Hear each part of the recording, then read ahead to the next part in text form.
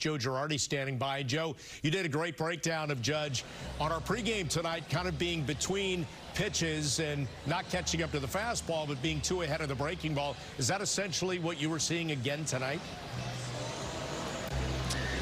Yeah, I think so. And the other thing I think the Dodgers have done really well, and Yamamoto did it all night long to everyone in this lineup. When he got behind, he was able to drop that curveball in for a strike. And obviously, when you get in a good hitting count, you're hoping that you get a fastball and you can do some damage. But the Dodger pitchers have really done a good job of being able to flip those breaking balls, and good breaking balls, to get back into the counts and to get the leverage on their side. And I think they've done a really good job on Aaron Judge. And again, I just think his timing's off. And when your timing's off, you're not going to hit. And that's what he's going through right now. Hey, Joe, what did you see from Carlos Rodon? It just looked to me like he didn't have a slider that we're used to seeing, and he had to come in there with his fastball and fastball counts.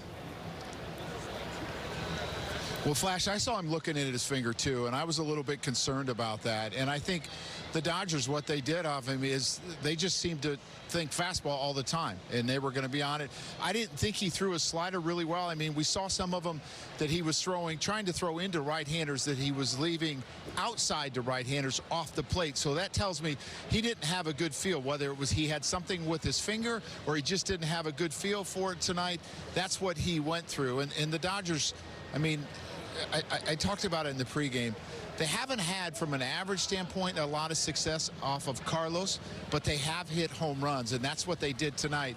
And Betts and Freeman and Hernandez and Edman, they were 6 for 8 in those couple of innings off of him, and they did a lot of damage 2 through 5, and that was the difference in the game.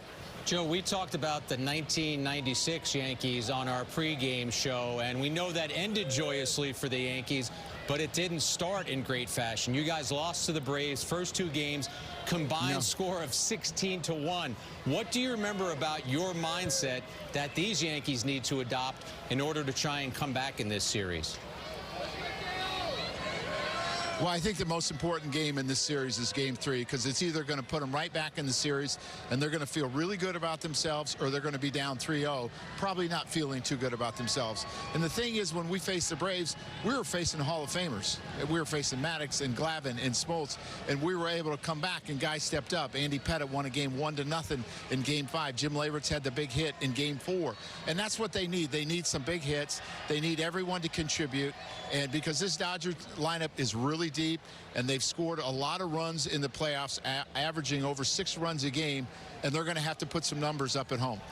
Joe, it's such a delicate balance for a manager. You know, sometimes you have to do things, shake things up, but you also, especially in a World Series, don't want to look as if you're panicking. The Yankee offense at the bottom of the order has struggled.